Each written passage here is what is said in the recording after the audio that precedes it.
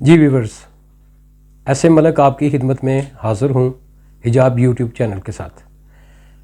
آج آپ کے ساتھ جو بات کرنی ہے، مجھے تقریباً ہر بندے نے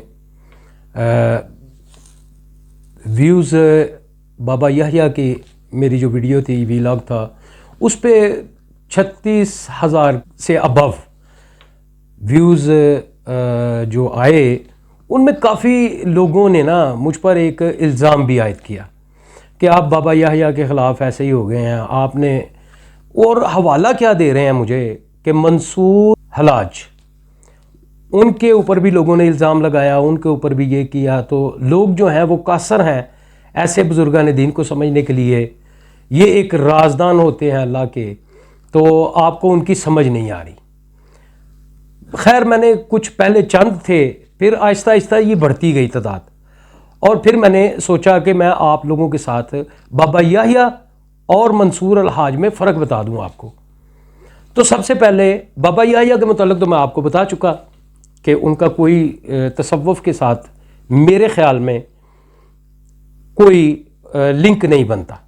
دوسرا، حسین ابن منصور الحاج، جن کے ساتھ آپ کی نسبت میں لائی جا رہی ہے، یا مجھے یہ کہا جا رہا ہے کہ جی وہ جس طرح ان کی کسی کو پہچان نہیں ہوئی اور انہوں نے انا الحق کا نعرہ لگایا اور لوگوں نے ان کے اوپر الزام لگا کے تو ان کو سولی پہ چڑھا دیا۔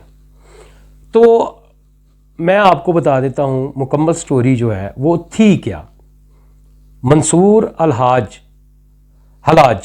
منصور حلاج جو تھے، یہ ان کا اصل نام نہیں تھا۔ سب سے پہلے ہم حسین ابن منصور ان کے والد صاحب کا نام تھا۔ اب حلاج ان کی وہ کاسٹ بتائی جاتی ہے کہ وہ جو روئی وغیرہ کا کوئی کام کرتے تھے، تو مجھے نہیں پتا کہ وہ کیا ہے، اس میں حقیقت کتنی ہے یہ مجھے نہیں پتا، لیکن میں نے جو سرچ کی کہ آخر یہ واقعہ ہوا کیسے، کیوں ہوا، تو وہ میں آپ کے گوشوار کر دیتا ہوں، اور پھر ہم دیکھیں گے کہ منصور حلاج اور بابا یحییٰ کے درمیان کتنا بڑا فرق ہے۔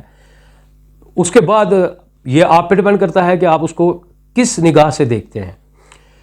میرا فرض صرف آپ تک انفارمیشن پہنچانا ہے، جو حقائق ہیں وہ میں نے آپ کے سامنے رکھنے ہیں، اس کے بعد فیصلہ آپ لوگوں نے خود کرنا ہوتا ہے۔ میرا کام صرف یہی ہوتا ہے کہ دین کے متعلق آپ کو بتا دیا جائے۔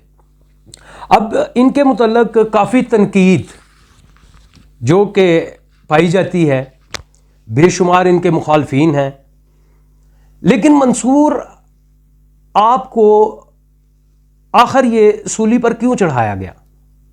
دیکھیں، آپ کا بچپن جو ہے حافظ قرآن تھے، عالم دین تھے، شریعت کے پابند تھے، پھر آپ نے پیدل بہت زیادہ حج بھی کیے، پھر کعبۃ اللہ میں رہ کر، مکہ مکرمہ میں رہ کر حاضرین جو وہاں پر آیا کرتے تھے ان کی خدمت میں مامور رہے۔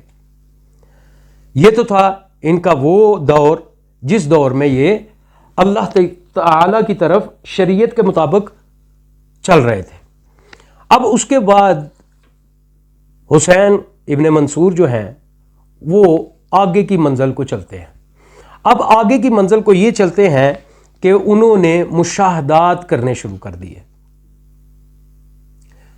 حالانکہ ہم یہ دیکھتے ہیں کہ حضرت جنید بغدادی، اب وہ کوئی چھوٹا نام نہیں تھا، شریعت کے اچھے خاصے عالم تھے، اور ساتھ میں وہ بزرگ بھی تھے، صوفیاء میں شمار ہوتا ہے ان کا نام۔ تو ان کے شاگرد جو ہیں، یہ کیسے ممکن ہے کہ وہ خدا کا دعویٰ کر دیتے؟ اس کی سرچ جیسے جیسے میں کرتا گیا، ویسے ویسے مجھے خود بھی دلچسپی بڑھتی گئی کہ کیوں نہ اس کے متعلق مکمل انفارمیشن گین کی جائے۔ تو اصل میں ہوا یہ کہ منصور آپ کی کرامات بہت زیادہ ہوتی چلی گئی، اور لوگ، مخلوق جو تھی وہ آپ کی طرف کھینچی چلی آتی تھی۔ اب جب یہ واپس آتے ہیں تو واپس آ کے اپنے علاقے میں، تو وہاں پر جو اس وقت عباسی خلیفہ مقتدر باللہ تھے، ان کا ایک وزیر تھا حامد بن عباس. اب اس نے جب دیکھا کہ منصور جو ہے وہ کافی زیادہ لوگوں میں مقبول ہوتے جا رہے ہیں، یہاں تک ہوا کہ ان کے کئی مشیران، وزراء اور جو سلطنت میں بڑا اہم کردار ادا کر رہے تھے لوگ، وہ بھی ان کے قائل ہونا شروع ہو گئے. ان کے آپ کو یہ بھی پتہ ہونا چاہیے کہ وہ 40 سے ابو 40 سے ابو انہوں نے کتابیں لکھی تھی. اب ان لوگوں نے، اب ظاہری بات ہے جس کی اتنی پاپولیرٹی ہو اور وہ بڑھتی رہی اور بڑھتی جا رہی ہو، تو اس سے ہمیشہ سے یہ بات دیکھنے میں آتی ہے کہ اس کی مخالفت خام خواہ شروع ہو جاتی ہے. اب ان کو یہ فکر پڑ گئی کہ یہ نہ ہو کہ ہمارا اقتدار جاتا رہے. دیکھیں ہوس کیا تھی اقتدار کی، کہ ہمارا یہ جو اقتدار ہے ایک دن یہ نہ ہو کہ منصور ہم سے یہ بھی چھین لیں. حالانکہ ان کا کوئی ارادہ نہیں تھا، وہ تو اللہ کے دین کی توحیدیت پہ انہوں نے جو لکھا ہے وہ بھی قابل رشک ہے. اب آپ دیکھیں ان کو انہوں نے پکڑ کے ان کی کتابیں لیں، ان کی کتابوں میں انہوں نے صفحے چینج کیے، صفحوں میں وہاں پر الفاظ چینج کر کے تو انہوں نے اس پہ فتوے لگوا کے. اب دیکھیں جس کے پاس اقتدار ہوتا ہے وہ کچھ بھی کر سکتا ہے. تاریخ نے ہمیں یہ بتایا ہے کہ کسی بھی جو مقتدر ہوتے ہیں ان کے پاس طاقت ہوتی ہے، اور وہ جو ان کی بات مانتا ہے وہ سلامت، جو ان کی بات نہیں مانتا اس کو ختم کر دیا جاتا ہے. اب انہوں نے کیا کیا کہ انہوں نے ان کی کتاب میں صفحے چینج کر دیے. جہاں پر انہوں نے عین الحق لکھا تھا وہاں پر انہوں نے ان الحق لکھ کے تو یہ ان علماء کرام کو دکھایا کہ یہ دیکھیں یہاں پر یہ دعویٰ کر رہے ہیں کہ میں خدا ہوں، میں حق ہوں، جبکہ وہاں پر لفظ جو موجود تھا اصل میں وہ عین الحق تھا کہ میں نے حق کو دیکھا ہے. دیکھیے نبی پاک صلی اللہ تعالی علیہ وآلہ وسلم کی زیارت کسی کو بھی نصیب ہو سکتی ہے. جو جستجو رکھتا ہے، جو اللہ کی جستجو رکھتا ہے، تو چاہے وہ خواب کی صورت میں آئے لیکن زیارت نصیب ہو جاتی ہے. اور یہ نبی پاک صلی اللہ تعالی علیہ وآلہ وسلم کی زیارت جو ہے یہ ہم میں سے کافی ایسے لوگ ہیں جن کو زیارت ہوتی ہے، جن کے اندر عشق پیدا ہو جاتا ہے. ٹھیک ہے جی، تو ان کو وہ زیارت نصیب ہو جاتی ہے. اسی طرح جب بزرگان دین حق کے متلاشی جب حق تک پہنچ جاتے ہیں تو ظاہر ہے ان کو بھی دیدار رب العزت نصیب ہو جاتا ہے. اس میں کوئی بڑی بات نہیں ہے. اب ان کو دیدار اگر اللہ کا ہوا، انہوں نے عین الحق لکھا کہ میں نے حق کو دیکھا ہے، تو انہوں نے وہاں پر یہ کر دیا کہ انہی کی کتاب لے کر اس میں انہوں نے وہ الفاظ چینج کر کے ان الحق کہہ کر تو فتوے لے لیے. تمام علماء کرام نے ان کے خلاف فتویٰ دیا جو دینا بنتا تھا، جو وہ دیکھ رہے تھے اس کے مطابق تو انہوں نے وہ فتویٰ دینا ہی تھا کہ اگر انہوں نے ان الحق کا نعرہ لگایا ہے جو کہ شرع کے مطابق غلط ہے تو انہوں نے اپنا درست فیصلہ دیا. انہوں نے اگر فتوے دیے ہیں تو ان کے فتوے بالکل جائز تھے، کوئی اس سے دو رائے نہیں ہو سکتی. اب ہوتا یہ ہے کہ منصور جو ہیں ان کو کوئی پرواہ نہیں ہے اس چیز کی. انہوں نے اس کی بنیاد بنائی اور ان کو 8-9 سال تک قید میں رکھا. اگر انہوں نے یہ ان الحق کا نعرہ بلند کیا تھا تو پھر ان کو اتنی دیر آپ نے جو قید میں رکھا وہ کیوں رکھا؟ قید میں رکھنا ہی نہیں چاہیے تھا. ان کو تو آپ کو فوراً شرع کے مطابق سزا دیتے تھے جو بعد میں آپ نے دی. اصل میں ویورز ہوا یہ تھا کہ وہ نہیں چاہتے تھے کہ ایک اللہ کی قربت رکھنے والے آدمی کو ہم تختہ دار پہ چڑھا دیں. اور اس میں ان کے اپنے جو حکمران تھے، جو وزیر تھے، جو مشیر تھے، وہ بھی مخالف تھے. تو انہوں نے سب سے پہلے یہ کیا کہ ان مشیران، ان وزیران کو گھروں میں بھیج دیا، ان سے جان چھڑائی، پھر اپنے بھرتی کیے، بھرتی کر کے مکمل طور پر 8 سال ان کو جیل میں رکھا انہوں نے. اب منصور جو تھے، اور فقیر کے لیے کبھی بھی قید جو ہوتی ہے یہ خلوت ہوتی ہے. وہ تو اس کا عادی ہوتا ہے، خلوت کا تو وہ عادی ہے، کیونکہ اس کی خلوت جو ہے وہ اصل میں جلوت ہے. خلوت میں جلوت نصیب ہوتی ہے. اور جب اتنا بڑا الزام لگا ہو تو وہ تو ویسے ہی اللہ کے قریب تھے، تو وہ مزے لیتے رہے، وحدانیت کے سمندر میں غوطے لگاتے رہے. یہ وہ چیز تھی جو ان کو سولی پر اینڈ کیا ہوا کہ ان لوگوں نے جو سوچا ہوا تھا، اب انہوں نے دیکھا کہ لوگ کسی بھی صورت میں ان کو چھوڑنے کے لیے تیار نہیں تھے، تو وہ اکتا چکے.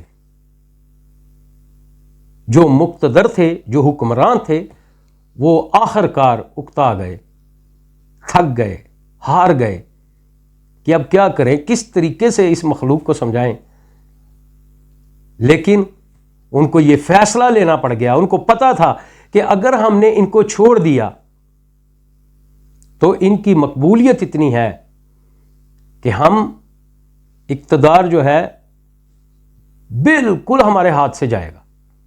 یہ ان کو 100% یقین تھا. جیسے آج کے دور میں جیسے کہ ہم لوگ دیکھتے ہیں کہ اس میں کوئی دو رائے نہیں ہے کہ عمران خان کی ایک مقبولیت ہے. اب اگر وہ اس وقت پابند سلاسل ہے تو خوف تو پھر بھی ہے نا کہ اگر اس کو بھی آزاد کر دیا جائے تو وہ بھی بختہ ڈال دے گا پورے ملک میں. یہ بات سمجھنے والی ہے کہ جب بھی اقتدار جن کے ہاتھوں میں بھی ہوا ہے، انہوں نے اگر ان کی بات کوئی نہیں مانتا تو اسی طرح ہوتا ہے. آج کے دور میں یہ سمجھنا کافی آسان ہے. اس کے بعد ہم دیکھتے ہیں کہ حضرت عیسیٰ علیہ السلام، انہوں نے تو کوئی دعویٰ حق کا نہیں کیا تھا. انہوں نے تو نہیں کہا تھا کہ میں اللہ ہوں. لوگوں نے ان کو اللہ کا بیٹا قرار دیا. وہ کس نیت سے انہوں نے کیا، کیسے کیا، کیوں کیا، یہ اللہ جانتا ہے. اللہ نے ہمیں کہہ دیا، اللہ تعالیٰ نے قرآن پاک میں ہمیں یہ واضح کر دیا کہ قل ہو اللہ، سورہ آپ دیکھ لیں، سورہ اخلاص. اب اس میں اللہ تعالیٰ نے فرما دیا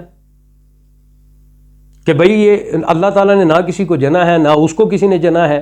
تو ساری وضاحت اللہ تعالیٰ نے خود کر دی، تو ہمیں یہ سمجھ آ گئی. لیکن ان کو حضرت عیسیٰ علیہ السلام کو آخر سولی پر کیوں چڑھایا گیا؟ آخر صلیب پر ان کو کیوں لٹکایا گیا؟ کیا جرم تھا ان کا؟ بقول ان لوگوں کے یہ تو ہم مسلمانوں کے لیے ہے، اللہ تعالیٰ نے ان کی جگہ ایک شبیہ پیدا کر دی، اور وہ شبیہ جو تھی وہ لے کے چلے گئے. ان کو انہوں نے سولی پہ چڑھایا اور اللہ تعالیٰ نے ان کو زندہ اٹھا لیا. لیکن میرا جو اس وقت یہ بیان کرنے کا مقصد ہے یہ ہے کہ بھئی اقتدار جب بھی کبھی کوئی دیکھتا ہے کہ میرے اقتدار کو کسی سے خطرہ لاحق ہے تو وہ ہمیشہ کوشش کرتا ہے کہ اس شخصیت کا خاتمہ کیا جائے، کسی بھی طریقے سے کوئی بھی الزام لگا کے ان کو راستے سے ہٹایا جائے تاکہ اقتدار جو ہے وہ نہ چھن سکے. اقتدار کی ہوس اتنی ہوتی ہے. اینی ہو، اب ہم دیکھتے ہیں جی، اپنے موضوع کی طرف آتے ہیں. یہ تو میں نے منصور الحاج کے متعلق آپ کو منصور حلاج تو ان کے حسین ابن منصور حلاج، ان کے میں نے واقعات بھی آپ کو بتا دیے اور یہ بھی واضح کر دیا کہ ان الحق ان لوگوں نے لگا دیا، لکھ دیا ان کی کتاب میں. اور ان کو دیکھیں انہوں نے کیا کیا کہ جب وہاں پر قاضی بیٹھے ہوئے تھے تو ان کے سامنے یہ کہا کہ یہ کتاب تمہاری ہے. انہوں نے کہا جی میری ہے. اب اس کتاب میں کیا لکھا ہوا ہے، کہاں پر انہوں نے چینجنگ کی تھی وہ تو نہیں دکھائی. وہاں پر تو صفحے آپ نے چینج کر لیے. تو کتاب تو واقعی انہوں نے لکھی تھی، انہوں نے سچ کہا. تو ان لوگوں نے کہا دیکھیں جی دیکھ لیں، وہ تسلیم کر گئے ہیں کہ یہ میری کتاب ہے اور اس کتاب میں یہ دیکھیں یہ لکھا ہوا ہے. تو اس طرح ان کا خاتمہ کیا گیا. لیکن ہم آتے ہیں اپنے اصل موضوع کی طرف. اب بابا یحییٰ اور ان کو آپ دیکھیں وہ بچپن سے حافظ قرآن ہیں، عالم دین ہیں، سب کچھ ان کا کلیئر ہے. وہ باشرہ ہے، وہ کرامات دکھا رہے ہیں، اور وہ اپنی زبان سے کبھی یہ بھی اقرار نہیں کر رہے کہ میں اللہ کا ولی ہوں. لوگ ان کو اللہ کا ولی تسلیم کر رہے ہیں،